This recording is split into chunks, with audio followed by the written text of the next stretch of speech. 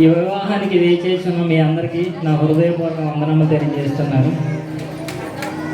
మన సంఘ పెద్దలు వస్తారు. డేవిడ్ రాజు గారు, పౌల్ రాజు గారు, సాల్మాన్ రాజు గారు కూర్చోండి. రాజు గారు మీరు చెప్పాలని కూర్చుంటారండి. నాకు ఒక చిన్న పాట పాడి ఈ వివాహ కార్యక్రమం ముందుకు కొనసాగిద్దాం. మన మధ్యలో ఉన్నటువంటి డేవిడ్ రాజు గారు ఒక పాట పాడతారు. చక్కటి పాట పాడి ఈ వివాహాన్ని ముందుకు కొనసాగించాలి. అందరికీ వందనాలండి. ఇక్కడికి వచ్చిన పెద్దలకి, సంఘ పెద్దలకి, పిల్లల సమాజానికి వందనాలండి. ఇప్పుడు పాట పాడుకున్నాం. పాటనా చూపెట్టనా? రెడీయా? గణేష్ అన్న బేసెట్టు పాటనా 2-4 రెడీ 1 చప్పట్లు కూడా. తెలుసును డాడీ, తెలుసును పప్పా, తెలుసును ఏంటి భాష ఏంటండి మీకు తెలీదా ఈ పాట? ఈ పాట కదా, ఇది వివాహ కార్యక్రమం. ఏంటండి మీరు ఇక్కడ ఈ పాట పాడకూడదు, మరొక పాట పాడు. సరే సరే, మ్యూజిక్ సిస్టమ్ లేదా ప్రాబ్లం. చిన్న పాట అన్నా మంచిగా. గణేష్ అన్న మళ్ళీ బేస్. నేనేమో ప్రియురాలిని, యేసే నా ప్రియుడు, నేనేనో ప్రియురాలిని, యేసే నా ప్రియుడు. ఏమండి ఏంటండి మళ్ళీ పాట ఆపండి. ఇది వివాహ ఆపన్నారు, ఇప్పుడు వద్దంటారు ఏంటి? ఇది మంచి ట్రెండింగ్ సాంగ్, తెలీదా మీకు? మంచి జోష్ ఎనర్జీ. చూడండి అందరు లేచిపోయి అట్ట చూస్తున్నారా? మీకు అలా అనిపిస్తుందా? టవల్ దించుకుని ఏడుస్తున్నారండి మీరు పాడే పాటకి. లైటింగ్లో ఏం కనపడలే మరి. కనపడదు అమ్మ బాబాయ్ కొట్టేస్తారు. పెళ్లి కూతురు పెళ్లి కూడా ఏడుస్తున్నారు మీ వల్ల. మీరు మీ పాటకు దండం అండి, ఇంకెప్పుడు పాడినా పాట పాడే అవకాశం కూడా ఇవ్వలేదు సార్. నేను చెప్పాను, ఇంకోసారి తీసుకోండి. ఒక చక్కటి పాట పాడుకుందాం. కళ్యాణమే వైభోగమే పరిణయమే మరియు పెళ్లి సంబరమే. కళ్యాణమే వైభోగమే పరిణయమే మరియు పెళ్లి సంబరమే. హల్లెలూయా.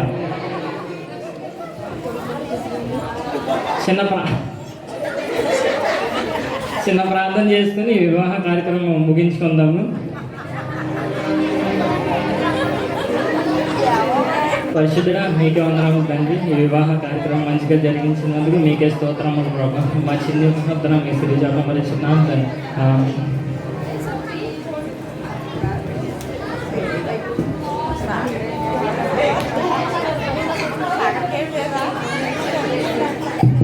పుట్టినరోజు వేడుక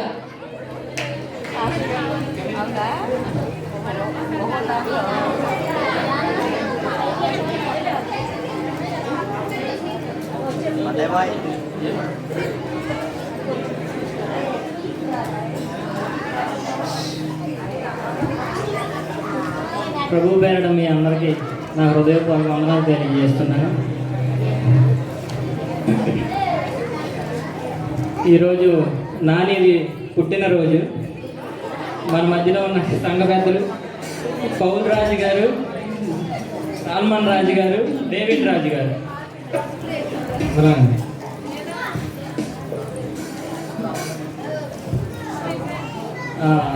ఈ పుట్టినరోజు సందర్భంగా మన మధ్యలో ఉన్నటువంటి సాల్మాన్ రాజు గారు నాని గురించి ఒక చిన్న ప్రార్థన చేస్తారండి.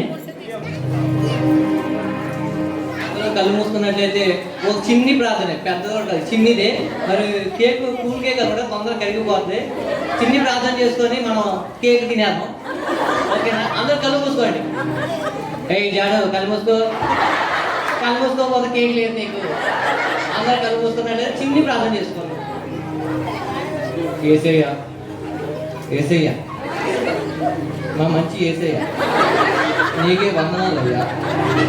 మరి ఇచ్చినటువంటి ఈ బిడ్డని, ఈ కుమార్తెని, ఈ ఈ కుమారుడిని కుమారుడండి. ఆస్వాదించి తర్వాత కాచి కాపాడమని నీకే వేలాస్తుతులు చూద్దాం చెల్లించుకున్నాం ఏసయ్యా.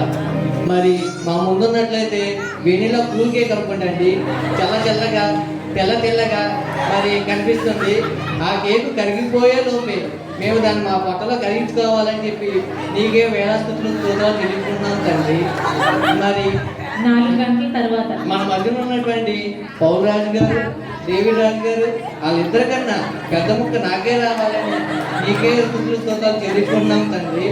మరి ఆ కేకు క్యాండిల్ వెలిగించేటప్పుడు ఆ నొప్పు రవ్వ మా మీద పడకుండా, కేక్ కట్ చేసేటప్పుడు చాకు మాకు తగలకుండా మీరే మమ్మల్ని రక్షించమని యేసునామములో అడుగుతున్నాం తండ్రి. మరి ఆ కేకు ఒక అయిపోయింది చిన్ని ప్రార్థన.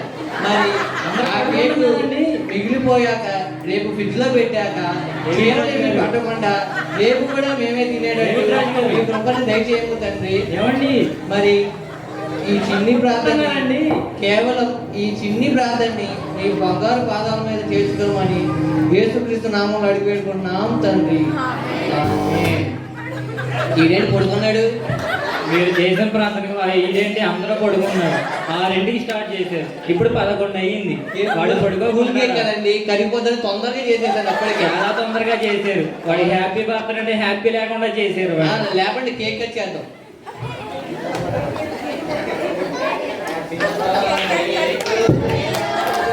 Happy birthday to you, happy birthday papa, sorry బాబు, happy birthday to you.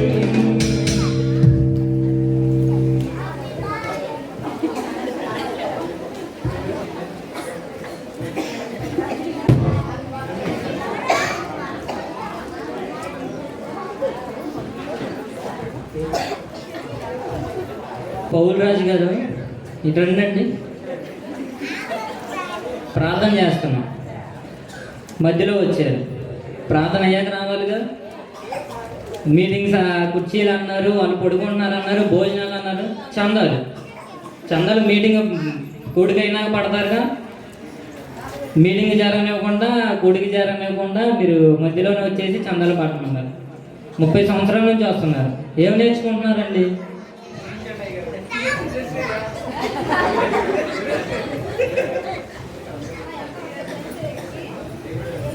David రాజు గారు చెప్పండి అండి. ముందుకు రండి కొంచెం, అందరికి కనబడేట్టు కనపడుతున్నానండి అందరికి.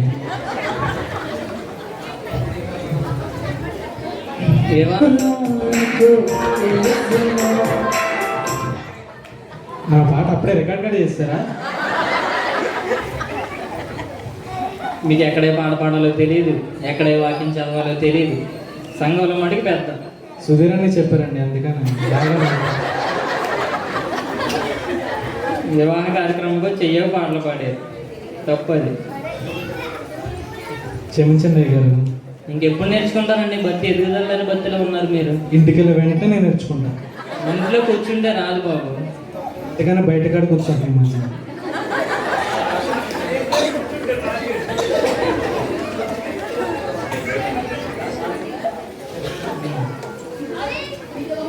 సాల్మన్ రాజు గారు ముందుకు రండి. మీరు చక్కగా ప్రార్థన చేస్తున్నారు, మనిషిని అసలు ఇబ్బంది పెట్టట్లా. మీ ప్రార్థన వాళ్ళకి ఎవరికి ఎటువంటి ఆటంకం లేదు, చక్కగా చేస్తున్నారు. అందరూ నిద్రపుచ్చుతున్నారు. మీ ప్రార్థన వాళ్ళకి జోలపాటులాగా ఉందండి, ప్రార్థనలా లేదు. ప్రార్థన అంటే ఎలా ఉండాలండి? దేవుడు మనల్ని ఆశీర్వదిస్తున్నట్టు ఉండాలి. 30 సంవత్సరాల నుంచి వస్తున్నారు మీరు కూడా వాళ్ళతో కలిసి. మన పౌల్ రాజు గారు, డేవిడ్ రాజు గారు, మీ సాల్మాన్ రాజు గారు ఏం నేర్చుకున్నారండి? దేవుడే మిమ్మల్ని కాపాడలేక, ఇంకా ఎవరి వల్ల కాదు.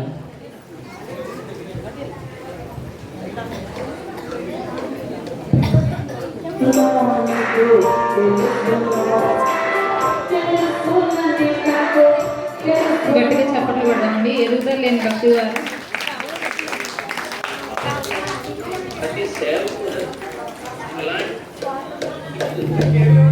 చాలా సంతోషంగా ఆహ్లాదంగా కానీ ప్రతినిత్యము ప్రతి ఆదివారం ప్రతి సేవకుడు అలాంటి వాళ్ళ ద్వారా దుఃఖిస్తూనే ఉంటాడు. ఒక చిన్న ప్రోగ్రాం ప్రారంభం చేసినప్పుడు అది ఆదివారపు ఆరాధన, మీటింగు, ప్రత్యేకమైన సదస్సు, సమావేశము దైవ సేవకు ప్రారంభించినప్పుడు ఆ సంఘంలో ఎవరో ఒకళ్ళు ఉంటారు. వారు సంఘ పెద్ద లాంటి వాళ్ళు, అభిమానం, లేదా చాలా కాలం నుంచి అదే సంఘంలో ఉంటున్నటువంటి సీనియర్ విశ్వాసం అనే చొరవ చనువుతోనూ ప్రతిసారి వేదిక దగ్గరకు వచ్చి తనకు ఏమీ తెలియకపోయినా అన్నీ తెలిసినట్లుగా అందరినీ కమెంట్ చేయాలని, డిమాండ్ చేయాలని, సంఘం అంతటినీ తానే నడిపించాలని, పాస్టర్ గారు ప్రార్థన చేస్తున్నా, పాస్టర్ గారు పాట పాడుతున్నా, పాస్టర్ గారు వాక్యం చెబుతున్నా డిస్టర్బ్ చేసినటువంటి విధానం ఉంది చూసారా. మనం చాలాసార్లు ఇది చూస్తాం. అలాంటి వారికి సత్యాన్ని ప్రకటించాలి, అలాంటి వారిని దేవునిలో స్థిరపరచాలి, వాక్యంలో స్థిరపరచాలి.